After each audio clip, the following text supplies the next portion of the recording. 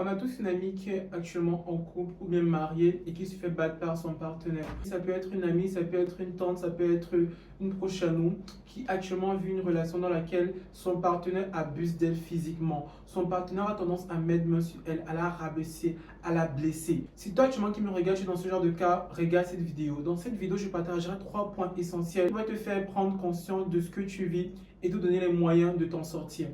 Hi big girl, welcome to my YouTube channel. Je m'appelle Sylvestre Foucault et n'hésite pas de liker cette vidéo, de t'abonner et d'activer la cloche de notification pour ne pas manquer les prochaines vidéos. Avant de commencer la vidéo, je tiens à préciser 2 points. Si vous êtes dans cette situation, prenez un cahier, prenez un stylo et prenez des notes et décidez de les mettre en pratique. Parce que tu auras beau voir des millions de vidéos entre temps, si tu ne décides pas de mettre ce que tu écoutes en pratique, rien ne va changer autour de toi. Et en 2, si tu veux m'exposer des situations que tu traverses entre temps parce que tu as besoin de mes conseils entre temps, c'est possible. Il faut juste cliquer sur le lien disponible sur ma bio entre temps et booker ton rendez-vous en ligne avec moi. Numéro 1, tu reçois l'amour que tu penses mériter. Si aujourd'hui je me pose en face de toi, je te dis ok, je peux évaluer le niveau d'amour que tu as pour toi-même en fonction de comment ton partenaire te traite. Qu'est-ce que ça en dit sur la façon dont tu t'aimes? Qu'est-ce que ça en dit? Est-ce que ton partenaire, c'est quelqu'un qui te respecte? Parce qu'en fait, tu es dans cette relation toxique maintenant avec un partenaire qui te bat parce que tu penses que c'est ça que tu mérites. Parce que tu penses que tu ne peux pas avoir plus.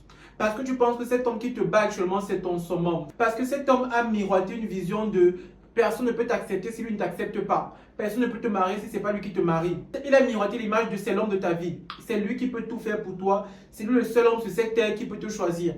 Et maintenant, tu es stocké dans cette vision de toi où tu ne dépends que de lui. Tu te vois à travers ses yeux. Tu es quelque chose parce qu'il te regarde. Tu existes à travers son regard. J'aimerais te faire comprendre qu'il existe une version de toi qui ne l'avait pas connue et qui vivait bien. Arrête d'agir comme si ton partenaire, c'était comme si c'était ton jumeau que depuis l'enfance, dans le ventre de ta mère, tu es avec lui. Non. Il y a une version de toi qui ne le connaissait pas, qui ne l'avait jamais connu et qui vivait bien. Donc tu ne dépends pas de lui.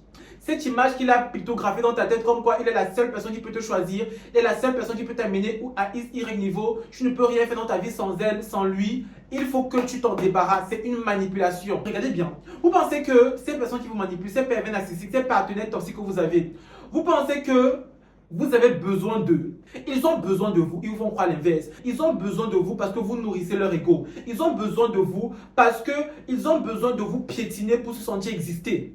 Ils ont besoin de vous. Maintenant, renversez la cadence. Quel homme va venir draguer une fille et va dire je vais te battre, je vais te taper dessus, je vais te manquer de respect, mais tu vas rester parce que tu m'aimes? Personne. Tu restes parce que tu n'es qu'une conne. Tu restes parce que tu ne t'aimes pas. Tu restes parce qu'il a pictographié cette image de toi qui n'est rien en fait. Et tu l'as cru. Tu crois que tu as de la valeur qu'à travers ses yeux. Je suis là pour te faire comprendre ceci. Tu es dans cette situation parce que tu penses que c'est ça que tu mérites en fait. Mais la bonne nouvelle avec ça, c'est de comprendre ceci. Tu peux décider que tu mérites plus. Tu peux augmenter tes standards et décider que tu mérites plus que ça. Et décider que tu n'es pas venu dans ce monde pour vivre cette vie où on te manipule, on te manque de respect, on te tape dessus. Tu peux décider aujourd'hui, comme tu regardes actuellement, que je mérite plus que ça. Que je ne suis pas venu dans ce monde pour être le punching ball d'un imbécile et décider de sortir de ces relations et d'aller voir ailleurs. Tu peux décider. En 2, la plupart des patientes que j'ai en consultation qui viennent parce que le mari met main sur elle, etc., je me suis rendu compte de quelque chose. Ce sont des patients qui souffrent du syndrome de Stockholm. C'est-à-dire quoi? Quand tu vas pointer ce que leur partenaire fait, la violence, la colère dans leur acte entre-temps, elles vont toujours trouver une raison. Elles vont toujours essayer de le justifier. Non, mais moi aussi, il m'a demandé de faire ça, j'ai pas fait, c'est normal qu'il mette main sur moi.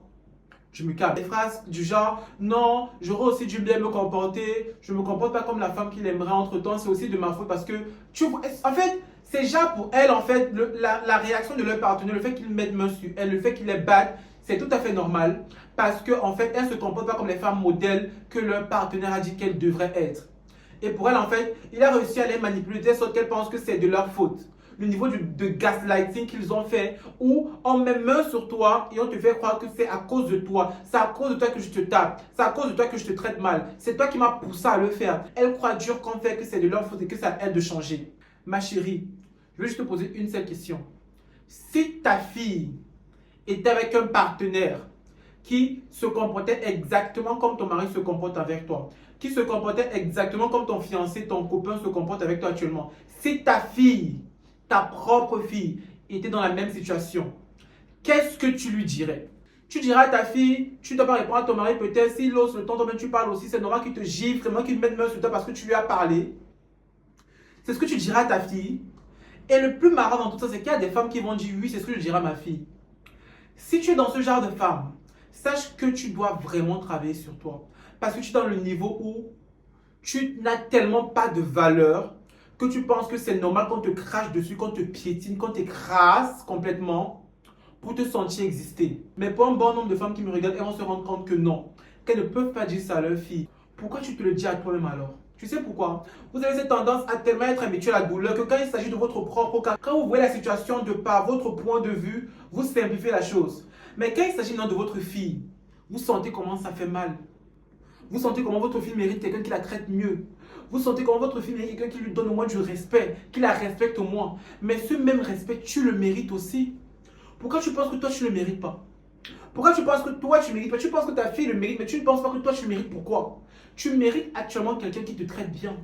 Tu mérites quelqu'un qui te voit comme son trophée. Tu mérites quelqu'un qui te traite avec le plus grand respect. Quelqu'un d'assez mature pour comprendre que voilà, je dois me retirer de la situation pour ne pas faire du mal à quelqu'un. Je vous ai toujours dit, et je vais toujours vous dire, travaillez sur vous. Il est inadmissible que vous acceptez de tolérer les blessures de quelqu'un qui n'a pas su travailler sur lui. Parce qu'une personne qui a travaillé sur elle va se dire, ok d'accord, je suis en colère, je dois me retirer de la situation et attendre que ça se calme pour agir. C'est la raison pour laquelle je vais toujours vous dire, ne vous précipitez pas dans les relations, prenez le temps. Et bien sûr, on sait que quelqu'un ne peut pas forcément montrer son vrai visage au début. Quand vous voyez le premier signe d'irrespect, le premier signe de violence, le premier signe de colère, prenez la disposition et partez. Parce que si vous laissez passer le premier signe d'irrespect, ça va continuer, ça va continuer, ça va continuer. Vous allez voir, vous avez accepter cela et tolérer cela tout simplement. En troisième point, de toi à moi, est-ce que c'est le genre de vie que tu as voulu pour toi? Vous êtes nombreux à être dans des foyers où on vous bat, où on met main sur vous, où on vous traite comme du punching ball. Pose-toi la question de savoir, est-ce que tu es venu sur ce monde pour être le punching ball de quelqu'un? Il y a des femmes qui se font offrir des roses tous les jours. Il y a des femmes qui se font traiter comme des princesses. Il y a des femmes qui reçoivent le Princess Treatment H24. Il y a des femmes dont leur partenaire regarde comme la meilleure des choses sur cette terre. Il y a des femmes qui sont idolâtrées par leur partenaire. Qu'est-ce que ce genre de femmes ont que toi tu n'as pas? Elles ont juste choisi qu'elles ne vont pas se contenter du peu. Elles ont juste choisi qu'elles ne vont jamais s'éteindre. Elles ne vont jamais rabaisser leur standing parce que les gens ont dit comme il faut te marier. Jamais de la vie. Toi tu as settle. Tu savais que ce partenaire n'était pas bien pour toi, mais tu as settle. Il y a plusieurs raisons de settle. Tu peux avoir settle parce que voilà, on t'a dit comme il faut te marier, tu as pris le premier venu. Bêtise. Ou à défaut, il se comportait bien, après tu as vu des changements, tu n'as pas agi. Dans toi, ta vie, chaque soir, un homme déverse sa colère sur toi. Il te bat comme du n'importe quoi. Tu n'as pas le droit de parler. Il y a un peu une différence entre toi et un esclave de 1884. Chaque jour, c'est toi qui sors avec du maquillage parce que tu caches les bleus. Tu caches les bleus, tu ne ressembles à rien du tout. Toute ta jeunesse est en train de partir sur un homme qui te bat. Et non seulement il te bat et te manque de respect, c'est encore lui qui va aller voir ailleurs, qui va te tromper et qui va dire comme quand je suis d'abord horrible. Il te rend moche et laid tous les jours et il va te dire que c'est à cause de toi en fait. Et toi, tout ce temps qui est en train de passer, pendant qu'il te bat, pendant qu'il met main sur toi, pendant qu'il freine ta vie, il t'expose à des risques de mort parce que oui, beaucoup de femmes sont mortes dans une situation comme ça où elles sont restées tolérées, elles n'ont pas eu le courage de partir et elles sont mortes. Donc toi, ok d'accord, tu restes supporté à quel nom?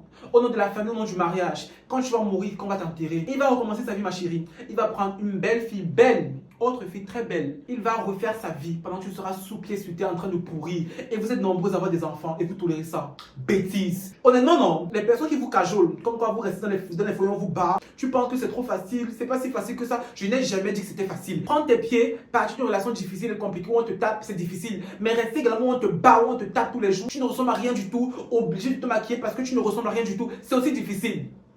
C'est aussi difficile. Choisis ton difficile. Vous êtes nombreux à dire comme quoi non, il est toxique, il va me retrouver. Tout ce scénario de peur et de peur que tu construis, tu peux également rester comme tu le fais.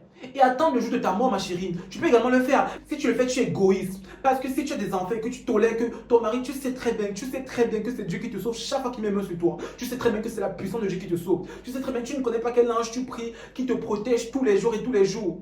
Tu ne connais pas. Mais parce que vous êtes habitué à être protégé, parce que vous êtes habitué à ce qu'on vous tape comme je n'importe quoi, vous subsistez, vous pensez que vous êtes immortel, mais vous ne l'êtes pas. Vous ne l'êtes pas. Et un beau jour, l'ange va sonner à votre porte et vous allez partir. Vous êtes égoïste. Je vous le dis aujourd'hui, vous êtes égoïste. Vous restez avec un partenaire qui vous bête, qui vous traite comme du n'importe quoi, alors vous avez des enfants, vous les faites vivre ce calvaire-là, et après vous prenez le risque de mourir, de les laisser orphelins. Vous êtes égoïste. Est-ce que tu penses une seule seconde à ces enfants qui vont vivre sans toi? Qui vont vivre sans leur mère? Non, tu ne penses qu'à rester dans ta situation stupide et ne pas avoir le courage de prendre tes pieds et partir parce que tu as peur de qu'est-ce qu'on va dire. Le mariage va dire comme quoi je l'ai quitté, la famille va parler, et puis quoi? Tu préfères garder les apparences au prix de ta vie?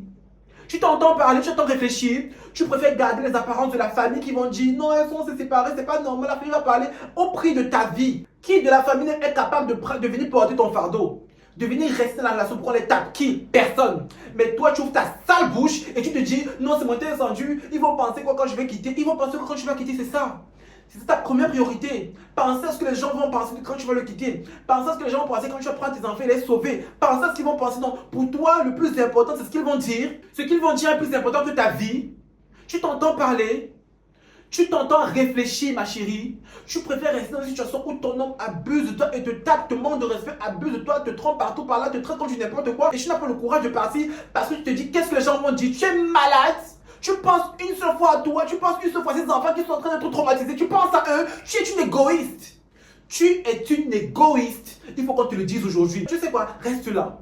Reste là et subis cela. Reste là et subis tout ce qui peut être tort. Tu penses que tu ne mérites rien du tout. Pense que tu mérites un mari qui te tape, qui te traite comme de la merde en fait. Pense que tu mérites ça et reste en fait. Et quand le pire va arriver, tu seras retourné dans ta tombe à voir ton homme refaire sa vie avec une autre. Et à voir tes enfants prendre le risque d'être abusés par cette femme. Tu n'auras que tes yeux pour pleurer au fond de ta tombe. Et vos films nigériens que vous voyez comme quand tu vas peut-être revenir te venger, protéger tes enfants, il n'y a pas ça. Après la mort, c'est la mort, il n'y a rien du tout. Tu seras là en train de les voir souffrir. Tu n'auras que tes gros yeux pour pleurer. Parce que tu n'as pas le courage de te lever d'agir maintenant quand tu as envie. Tu ne pourras rien faire quand tu seras mort. Donc il est temps que tu te lèves et que tu décides quelque chose. Il est temps que tu te lèves et que tu prennes les bonnes décisions. Tout le temps que tu passes à dire comme quoi j'ai peur de partir, à rester supporter, tolérer, c'est autant de chances de mourir que tu prends. Tout le temps que tu restes à supporter le fait qu'ils te tapent et te manquent de respect, te tapent devant tes enfants, prennent le risque de te mettre à mort, c'est autant de risques que tu prends pour mourir. C'est autant de risques. C'est autant de risques. Mais moi, je sais une seule chose. Je ne suis pas venu cette terre pour que quelqu'un me traite comme du n'importe quoi, abuse de moi et me tape comme du n'importe quoi. Je ne suis pas un tam-tam. Je ne suis pas un punching ball. Je ne le suis pas. Je ne le suis pas. Parce que je ne vois pas ce que tu as pu faire en tant que femme. Pourquoi un mari abuse de toi et te tape comme son enfant? Tu n'es pas son enfant. Et même son enfant ne traite pas son enfant comme ça. Tu n'es pas son punching ball. Tu es sa femme. Et si tu n'es pas capable de te traiter comme tel, tu prends tes pieds et tu t'en vas. Et tu t'en vas. Love you girl, c'était tout. Prenez soin de vous. Likez la vidéo et abonnez-vous. Love you.